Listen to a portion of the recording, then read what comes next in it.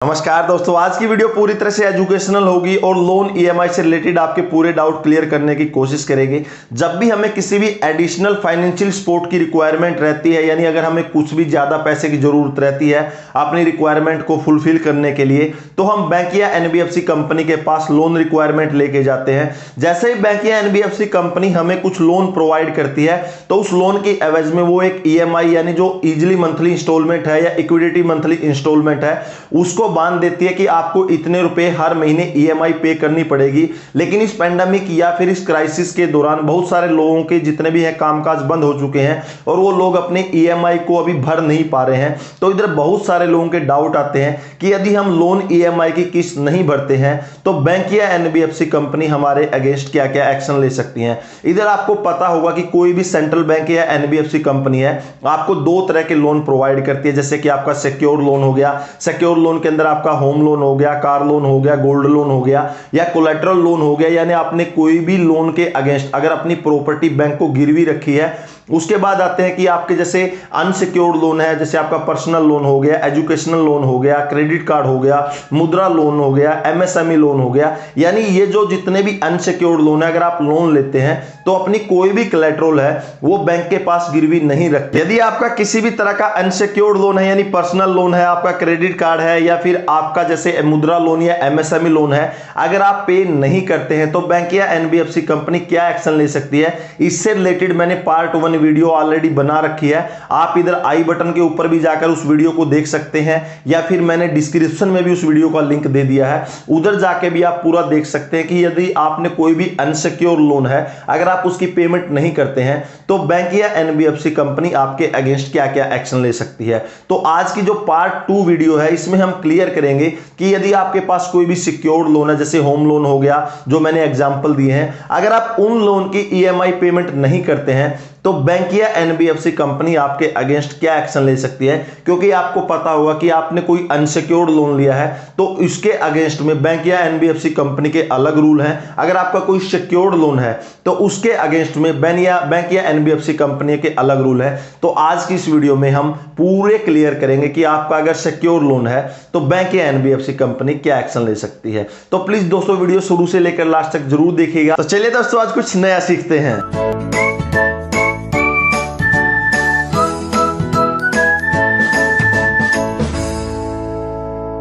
जैसा कि आप लोग जानते हैं कि कोई भी आपका अनसिक्योर्ड लोन है या फिर आपका कोई सिक्योर लोन है, अगर आप उसकी 90 दिनों तक पेमेंट नहीं करते हैं तो वो लोन एनपीए के अंदर चला जाता है और जिससे लोन रिकवरी प्रोसेस स्टार्ट हो जाता है। लेकिन इधर सुप्रीम कोर्ट का जो एंट्री ऑर्डर है एनपीए के ऊपर, यानी सुप्रीम कोर्ट ने अपना एक अंतरिम आदेश पारित कर रखा है कि जब तक सुप्रीम कोर्ट का जो फाइनल फैसला है मोरेटोरियम एक्सटेंशन और इंटरेस्ट वेव के ऊपर नहीं आ जाता, तब तक कोई भी बैंक या एनबीएफसी कंपनी किसी भी लोन अमाउंट को एनपीए में कन्वर्ट नहीं कर सकती। तो इधर क्लियर है, अगर इस टाइम में अगर आपने 3 महीने तक अगर ईएमआई पे नहीं की है तो आपका लोन एनपीए में नहीं जाएगा। लेकिन जैसे ही सुप्रीम कोर्ट अपना एंट्री ऑर्डर है वापस ले लेती है तो लोन एनपीए के लिए जो है प्रोसेस स्टार्ट हो जाती है। उसके बाद जो सेकंड जो कानून अभी संसद भवन से पास हुआ था, बैंक्रप्सी एंड इंसॉल्वेंसी एक्ट 2020 का जो अमेंडमेंट आया था, उसमें बहुत सारे लोगों के डाउट थे क्या ये जितने भी पर्सनल लोन है या इंडिविजुअल लोन को कवर करता है। तो इधर मैं आपको क्लियर कर देता हूं कि जो बैंक्रप्सी एंड इंसॉल्वेंसी एक्ट 2020 आया था कि अगले 1 साल तक कोई भी बैंक या एनबीएफसी कंपनी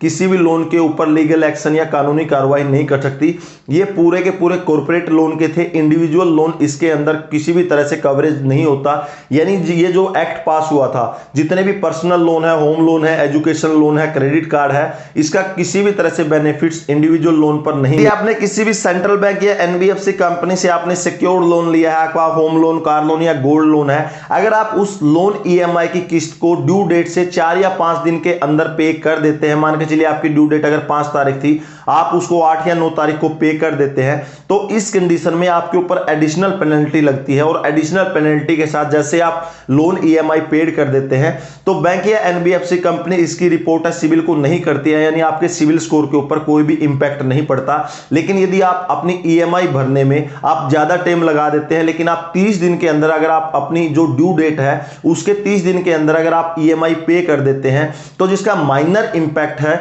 सिविल स्कोर के ऊपर पड़ता है, यानी सिविल के अंदर एंट्री हो जाती है कि इस पर्सन ने इस पैन कार्ड के ऊपर इतने रुपए का इतने दिन के लिए लोन डिफॉल्ट किया है, लेकिन बाद में ईएमआई पेमेंट हो गई है, तो इसका जो माइनर इंपैक्ट है आपके सिविल स्कोर पर पड़ता है। लेकिन यदि आप अपनी ईएमआई को 60 दिन से लेकर 90 दिनों तक अगर डिफॉल्ट करते हैं, यानी 60 दिन से लेकर 90 दिनों तक आप ईएमआई को पे नहीं करते हैं, तो इसका जो मेजर इंपैक्ट है यानी बहुत बड़ा नुकसान आपके सिविल स्कोर के ऊपर पड़ता है, और साथ में जो पेनल्टी और सरचार्जेज है बैंक उनको भी कंटिन्यू बढ़ा देता है। लेकिन यदि आप अपने लोन ईएमआई को 90 दिनों से ज्यादा अगर पेमेंट नहीं करते हैं तो आपका लोन एनपीए क्लासिफाइड में माना जाता है, यानी नॉन परफॉर्मिंग एसेट में। यानी बैंक ये मान लेते हैं कि अब ये बंदा जिसने लोन लिया वो भरने वाला नहीं है, तो उस अमाउंट को एनपीए में डाल देते हैं, और जिसका बहुत बड़ा बैड इंपैक्ट आपके सिविल स्कोर के ऊपर पड़ता है, यानी सिविल स्कोर आपका तुरंत गिर जाता है, और उसके बाद है जितने भी बैंक के प्रोसेस है, लीगल प्रोसेस स्टार्ट हो जाते हैं।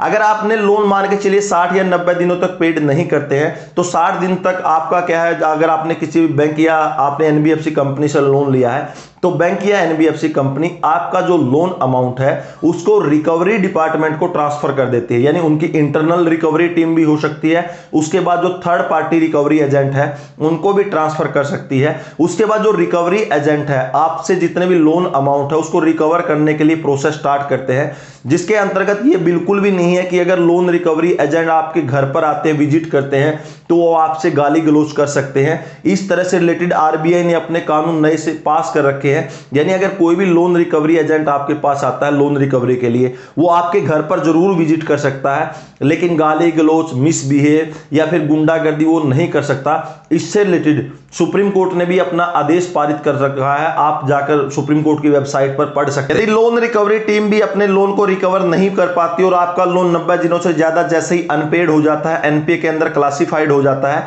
उसके बाद बैंक अपने लीगल प्रोसेस को स्टार्ट करता है। बैंकों के द्वारा जो सरफेसी एक्ट 2002 है, यानी कि the scrutinization and reconstruction of financial asset and enforcement of securities interest act 2000 के 2 के अंतर्गत आपके अगेंस्ट लीगल एक्शन ले सकती है, जिसके अंतर्गत जैसे ही आपका 90 दिनों से ज्यादा लोन एनपीए में जाने के बाद, यानी जैसे ही आपके 90 डेज हो गए, आपका लोन एनपीए में कन्वर्ट हो गया, उसके बाद जो बैंक या एनबीएफसी कंपनी है आपको एक लीगल नोटिस सर्व करती है। उसके अंतर्गत आपको बताया जाता है कि आपका इतने रुपए का लोन है, इतने रुपए की अमाउंट है, पेनल्टी लग के इतने रुपए आपके हो गए हैं, तो इस अमाउंट को 60 दिनों के अंदर आप पेड कर दीजिए, नहीं तो जो पूरा कानूनी प्रोसेस है स्टार्ट हो जाएगा। यानी जैसे ही आपके पास बैंक या एनबीएफसी कंपनी 90 दिनों के बाद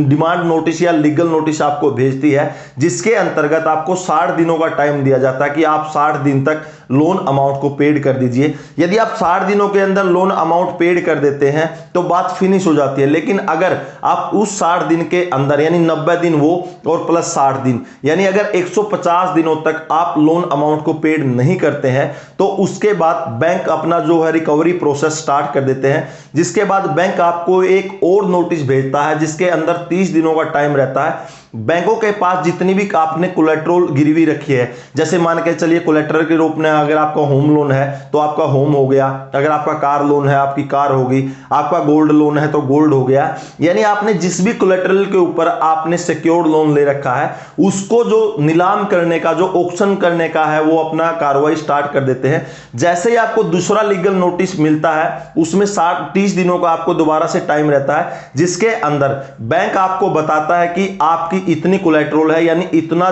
प्रॉपर्टी आपकी गिरवी रखी है। जैसे कि बैंक उसकी एसेट वैल्यू डिसाइड करता है। मान के चलिए आपकी होम लोन चल रहा है, आपने जैसे आपका 50 लाख रुपए का अगर घर है, तो बैंक उसकी एक एसेट वैल्यू निकालता है कि भाई अभी ये घर कितने रुपए का बचा हुआ है, जैसे कि 40 लाख रुपए का या कितने का। उसके अंदर दूसरे नोटिस के अंदर पूरा मेंशन रहता है कि आपकी ये प्रॉपर्टी है, इसका बैंक ने इतनी एसेट वैल्यू लगाई है। उसके बाद जो रिजर्व प्राइस है उसके अंदर वो भी मेंशन रहता है कि इसका इतना रिजर्व प्राइस रखा गया है। उसके बाद उसमें मेंशन रहता है कि ऑक्शन की डेट, यानी इतने तारीख को नीलामी होगी,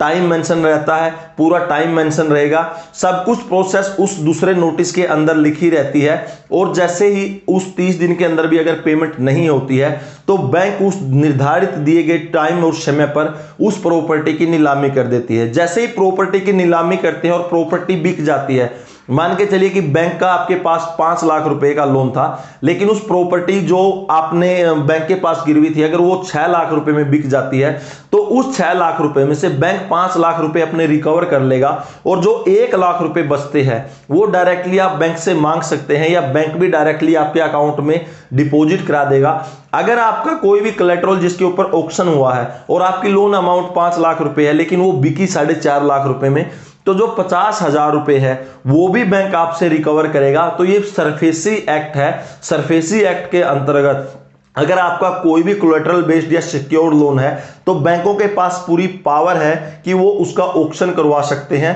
और उस ऑक्शन के दौरान जितना भी अमाउंट है वो रिकवर कर सकते हैं। दोस्तों ये था पूरा लीगल प्रोसेस। अगर आपने कोई भी सिक्योर लोन लिया है तो बैंक आपके अगेंस्ट क्या क्या लीगल एक्शन ले सकता है, कैसे अपनी रिकवरी प्रोसेस स्टार्ट करता है। लेकिन अगर हम बात करें कि ये जितनी पूरी प्रोसेस है अगर वो आने की नौबत ही ना हो पाए, अगर आप सोचते हैं कि आप अपने लोन ईएमआई की किस्त नहीं भर पा रहे हैं लेकिन आप अपने लोन की किस्त भरना चाह रहे हैं लेकिन पैसे न होने की वजह से ये पूरा जितना भी आप ईएमआई है अभी नहीं भर पा रहे, तो सबसे पहले आप बैंक से कम्युनिकेट कीजिए, बैंक में विजिट कीजिए, एनबीएफसी कंपनी से आप कम्युनिकेट कीजिए, उनको अपना पूरा प्रोसीजर है वो बताइए कि इस वजह से मैं अपने लोन ईएमआई को भर नहीं पा रहा हूं। तो इधर आपको बैंक ऑप्शन दे सकता है कि आपके लोन को रिस्ट्रक्चर कर सकता है, आपकी ईएमआई को स्टेप डाउन कर सकता है। मान के चलिए आपकी 15,000 रुपए की ईएमआई है लेकिन आप बैंक को बोलते हैं कि भाई मेरे पास इतने पैसे नहीं है, प्लीज आप इसको कम कर दीजिए, तो बैंक आपकी ईएमआई को स्टेप डाउन कर सकता है। जैसे 15,000 की ईएमआई को 10,000 में कन्वर्ट कर सकता है।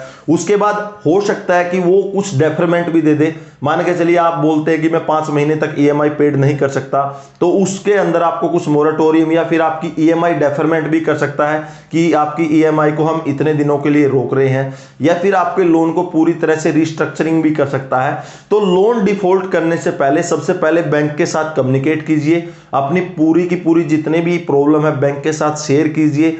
तभी जाकर बैंक मान लेता है कि हाँ ये जेन्युइन कस्टमर है और इस वजह से ईएमआई पेमेंट नहीं कर पा रहा है। तो उधर आपको बैंक बहुत सारे ऑप्शन प्रोवाइड कर देता है, क्योंकि बैंक नहीं चाहता कि किसी भी कस्टमर के साथ बैंक की रिलेशन खराब हो या उनका लोन एनपीए में जाए। बैंक भी किसी भी लीगल प्रोसीजर के पचड़े में नहीं पड़ना चाहता। तो अगर आप लोन पे नहीं कर पा रहे हैं तो फर्स्टली बैंक के साथ जरूर टाई अप कीजिए, कम्युनिकेट कीजिए, तभी जाकर बहुत सारी प्रॉब्लम सोल्व हो सकती है। दोस्तों अगर आपको यह वीडियो अच्छी लगे तो लाइक कीजिएगा, वीडियो के बारे में कोई कमेंट है तो प्लीज कमेंट सेक्शन में कमेंट कीजिएगा, और इसी तरह से नॉलेजेबल टॉपिक पर वीडियो पाने के लिए चैनल सब्सक्राइब कीजिए। तो दोस्तों अगले वीडियो के लिए तब तक जय हिंद, वंदे मातरम।